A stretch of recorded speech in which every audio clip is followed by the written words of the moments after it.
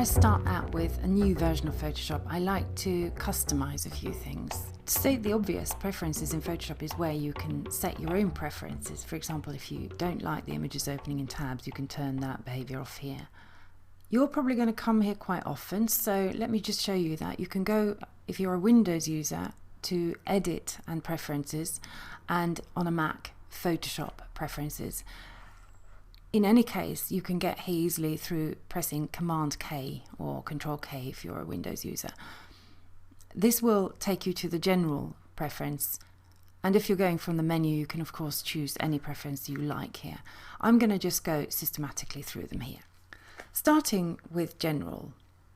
I'm now in CS5, but it's not changed that much, although these have now been just put in one column, whereas in earlier versions you had two columns there.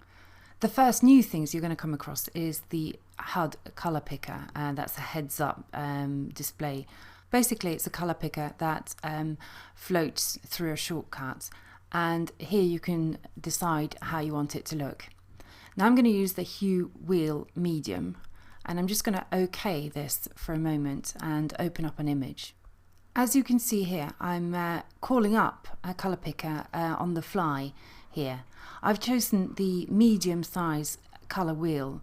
The big one is really just too big for me, but I do like to see a color picker of some size. It's much easier to see colors in that way. Pressing Command K. Another thing here that is quite important that you often will find that you come back to change here is image interpolation. Bicubic is the default interpolation method, but sometimes when you want to resize something up, you can set that to bicubic smoother if you're resizing up on a regular basis. The thing you should know there is also that this applies to transforms and even cropping. If you're cropping to enlarge, you really need to set this to bicubic smoother. Bicubic is good for smooth gradients, and obviously there's a tutorial on image resizing which you should check out. Other things here that I tend to untick or tick is export clipboard. I tend to untick that because I don't tend to export the clipboard to other applications, and I don't know if you've had this message, the clipboard is too big to export, but it's quite annoying. It's if you've copied something and it sits on the clipboard and you quit Photoshop and you get the message. So I untick that. Now let's move on to the interface. Clicking here on the sidebar, I'm going to change the interface just a little. The standard screen mode is now grey, and the full screen with menus is grey. I want to set my standard screen mode to a custom colour, so I just go straight to select custom colour. I'm going to go for 252, tab 252, tab 252, and that gives me an almost white colour, which I'm going to have as a background for the standard screen mode. So that's now a custom colour. This is going to give, and I'm going to just open up an image again. Okay, so if I now pull out this, you see a white background around it. It's an almost white background. It's 3 points from complete white, and this is very helpful in judging your contrast. So I tend to judge my contrast against white. How well do the whites or the brights stand up against white? Well, obviously we have a lot of specular highlights here, so that stands up very well. And then you can toggle through to the full screen mode grey and to the black one, where you can see whether the blacks or the darks stand up to the black here. And this is also good, of course, for assessing a detail in the black. So back to our preferences again, and going to interface there. So therefore I'm going to just keep the full screen on black and the full screen with menus on grey. If you're particularly picky about the actual grey here, you can actually go to custom colour there, select a custom colour and type in 128, tab 128, tab 128, and that gives you an absolute medium grey. When it comes to show channels in colour, that's something we normally don't keep on because we like to see them in black and white, particularly for masking purposes. So I wouldn't really change anything there. You can actually use gestures for zooming in and out on your trackpad, but usually I would expect you to work on a tablet. When it comes to panels and documents, here's one that a lot of people don't like. They don't like the opening of the documents as tabs, so we can turn that off for the moment. For the user interface, I tend to like my UE font size medium or large. I'm just going to set it to large here. Let's go now to file handling. I tend to keep the file saving options as they are. Never turn off the file extension. That should always be on. There's always a problem when the file extension isn't on.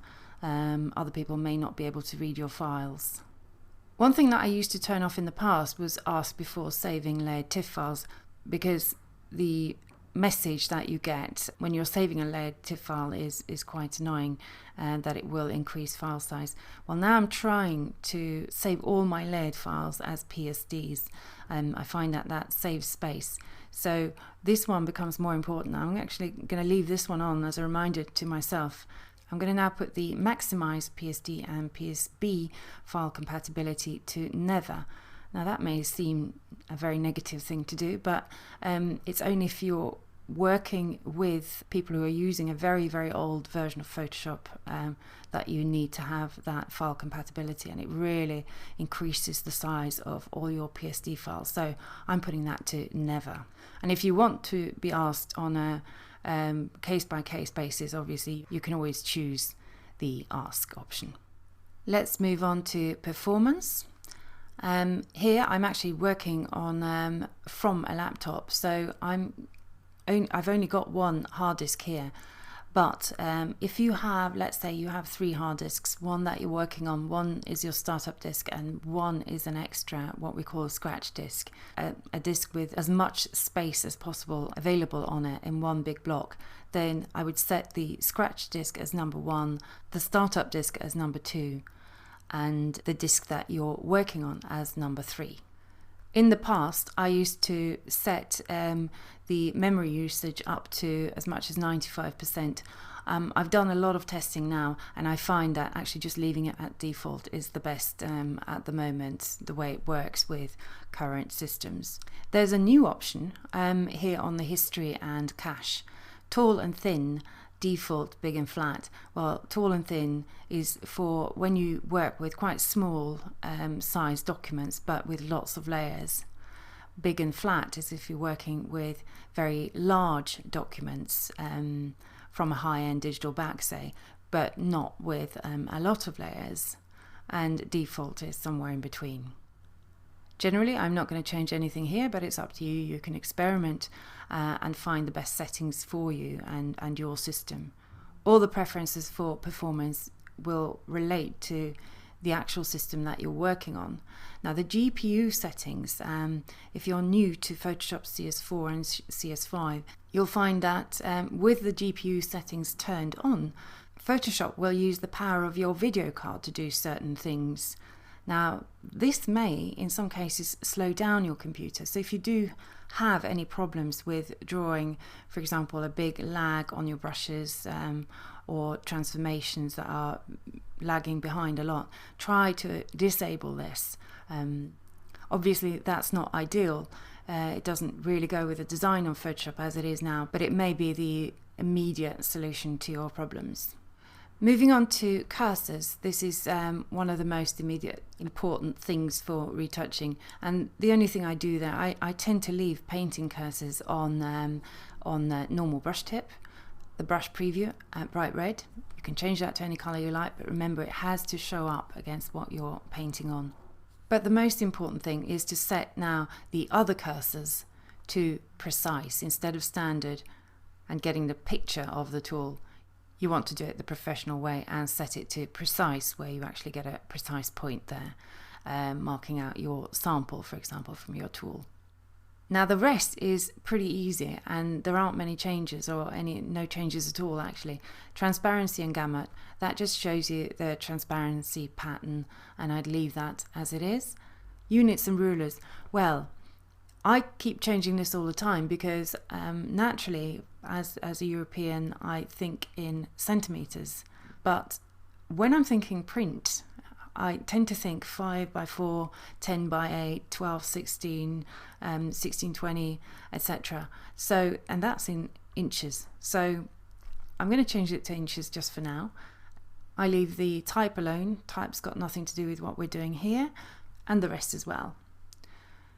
Guides, grids and slices, I leave those as well as default, with the colour of a guide. If you pull a guide into an image, cyan, and smart guides magenta.